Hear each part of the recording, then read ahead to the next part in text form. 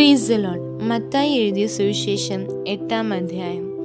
അവൻ മലയിൽ നിന്ന് ഇറങ്ങി വന്നാറെ വളരെ പുരുഷാരം അവനെ പിന്തുടർന്നു. അപ്പോൾ ഒരു കുഷ്ഠരോഗി വന്ന് അവനെ നമസ്കരിച്ചു. കർത്താവേ, നിനക്ക് മനസ്സുണ്ടെങ്കിൽ എന്നെ ശുദ്ധമാക്കുവാൻ കഴിയും എന്ന് പറഞ്ഞു. അവൻ കൈ നീട്ടി അവനെ തൊട്ടു. എനിക്ക് മനസ്സുണ്ട്, നീ ശുദ്ധമാക എന്ന് പറഞ്ഞു. ഉടനെ കുഷ്ഠം മാറി അവൻ ശുദ്ധമായി. യേശു അവനോട്, നോക്കൂ, ആരോടും പറയരുത്. അവർക്ക് സാക്ഷ്യത്തിനായി നീ ചെന്ന് നിന്നെ തന്നെ പുരോഹിതന് കാണിച്ച് മോശെ കൽപ്പിച്ച വഴിപാട് കഴിക്ക എന്ന് പറഞ്ഞു. അവൻ കഫർന്നഹൂമിൽ എത്തിയപ്പോൾ ഒരു ശതാധിപൻ വന്ന് അവനോട്, കർത്താവെ, എൻ്റെ ബാല്യക്കാരൻ പക്ഷവാതം പിടിച്ച് കഠിനമായി വേദനപ്പെട്ട് വീട്ടിൽ കിടക്കുന്നു എന്നപേക്ഷിച്ചു പറഞ്ഞു. അവൻ അവനോട്, ഞാൻ വന്ന് അവനെ സൗഖ്യമാക്കും എന്ന് പറഞ്ഞു. അതിന് ശതാധിപൻ, കർത്താവെ, നീ എൻ്റെ പുരയ്ക്കകത്തു വരുവാൻ ഞാൻ യോഗ്യനല്ല. ഒരു വാക്കു മാത്രം കൽപ്പിച്ചാൽ എൻ്റെ ബാല്യക്കാരന് സൗഖ്യം വരും. ഞാനും അധികാരത്തിന് കീഴിലുള്ള മനുഷ്യനാകുന്നു. എൻ്റെ കീഴിൽ പടയാളികൾ ഉണ്ട്. ഞാൻ ഒരുവനോട് പോക എന്ന് പറഞ്ഞാൽ പോകുന്നു, മറ്റൊരുവനോട് വരിക എന്ന് പറഞ്ഞാൽ വരുന്നു. എൻ്റെ ദാസനോട് ഇത് ചെയ്യുക എന്ന് പറഞ്ഞാൽ അവൻ ചെയ്യുന്നു എന്നുത്തരം പറഞ്ഞു. അത് കേട്ടിട്ട് യേശു അതിശയിച്ചു. പിൻചെല്ലുന്നവരോട് പറഞ്ഞത്, ഇസ്രായേലിൽ കൂടെ ഇത്ര വലിയ വിശ്വാസം കണ്ടിട്ടില്ല എന്ന് ഞാൻ സത്യമായിട്ട് നിങ്ങളോട് പറയുന്നു. കിഴക്കു നിന്നും പടിഞ്ഞാറ് നിന്നും അനേകർ വന്ന് അബ്രഹാമിനോടും ഇസഹാക്കിനോടും യാക്കോബിനോടും കൂടെ സ്വർഗരാജ്യത്തിൽ പന്തിക്കിരിക്കും. രാജ്യത്തിൻ്റെ പുത്രന്മാരെയോ ഏറ്റവും പുറത്തുള്ള ഇരുളിലേക്ക് തള്ളിക്കളയും. അവിടെ കരച്ചിലും പല്ലുകടിയും ഉണ്ടാകും എന്ന് ഞാൻ നിങ്ങളോട് പറയുന്നു. പിന്നെ യേശു ശതാധിപനോട്, പോക, നീ വിശ്വസിച്ചതുപോലെ നിനക്ക് ഭവിക്കട്ടെ എന്ന് പറഞ്ഞു.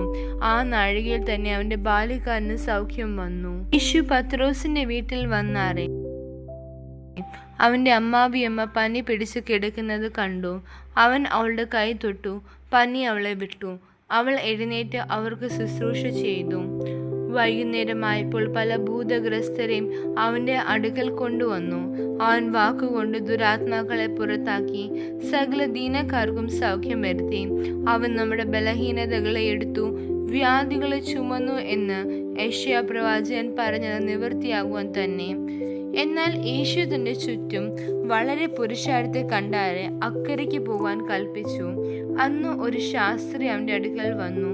ഗുരു, നീ എവിടെ പോയാലും ഞാൻ നിന്നെ അനുഗമിക്കാം എന്ന് പറഞ്ഞു. യേശു അവനോട്, കുറുനരികൾക്ക് കുഴികളും ആകാശത്തിലെ പറവകൾക്ക് കൂടുകളും ഉണ്ട്, മനുഷ്യപുത്രനോ തല ചായ്പാൻ ഇടമില്ല എന്ന് പറഞ്ഞു. ശിഷ്യന്മാരിൽ വേറൊരുത്തൻ അവനോട്, കർത്താവെ, ഞാൻ മുമ്പേ പോയി എൻ്റെ അപ്പനെ അടക്കം ചെയ്യുവാൻ അനുവാദം തരേണം എന്ന് പറഞ്ഞു. യേശു അവനോട്, നീ എൻ്റെ പിന്നാലെ വരിക, മരിച്ചവർ തങ്ങളുടെ മരിച്ചവരെ അടക്കം ചെയ്യട്ടെ എന്ന് പറഞ്ഞു. അവൻ ഒരു പടകിൽ കയറിയപ്പോൾ അവൻ്റെ ശിഷ്യന്മാർ കൂടെ ചെന്നു. പിന്നെ കടലിൽ വലിയ ഓളം ഉണ്ടായിട്ട് പടക് തിരകളാൽ മുങ്ങുമാറായി. അവനോ ഉറങ്ങുകയായിരുന്നു. അവർ അടുത്തു ചെന്നു, കർത്താവെ, രക്ഷിക്കണമേ, ഞങ്ങൾ നശിച്ചു പോകുന്നു എന്ന് പറഞ്ഞ് അവനെ ഉണർത്തി. അവൻ അവരോട്, അല്പവിശ്വാസികളെ, നിങ്ങൾ ഭീരുക്കളാകുവാൻ എന്ത് എന്ന് പറഞ്ഞ ശേഷം എഴുന്നേറ്റ് കാറ്റിനെയും കടലിനെയും ശാസിച്ചപ്പോൾ വലിയ ശാന്തതയുണ്ടായി. എന്നാറെ ആ മനുഷ്യർ അതിശയിച്ചു. ഇവൻ എങ്ങനെയുള്ളവൻ, കാറ്റും കടലും കൂടെ ഇവനെ അനുസരിക്കുന്നുവല്ലോ എന്ന് പറഞ്ഞു. അവൻ അക്കരെ ഗദരേന്യരുടെ ദേശത്തെത്തിയാറെ 2 ഭൂതഗ്രസ്തർ ശവക്കല്ലറകളിൽ നിന്ന് പുറപ്പെട്ട് അവനെ എതിരെ വന്നു. അവർ അത്യുഗ്രന്മാർ ആയിരുന്നത് കൊണ്ട് ആർക്കും ആ വഴി നടന്നുകൂടാഞ്ഞു. അവർ നിലവിളിച്ചു, ദൈവപുത്ര, ഞങ്ങൾക്കും നിനക്കും തമ്മിൽ എന്ത്? സമയത്തിന് മുമ്പേ ഞങ്ങളെ ദണ്ഡിപ്പിപ്പാൻ ഇവിടെ വന്നുവോ എന്ന് പറഞ്ഞു. അവർക്കകലെ ഒരു വലിയ പന്നിക്കൂട്ടം മേഞ്ഞുകൊണ്ടിരുന്നു.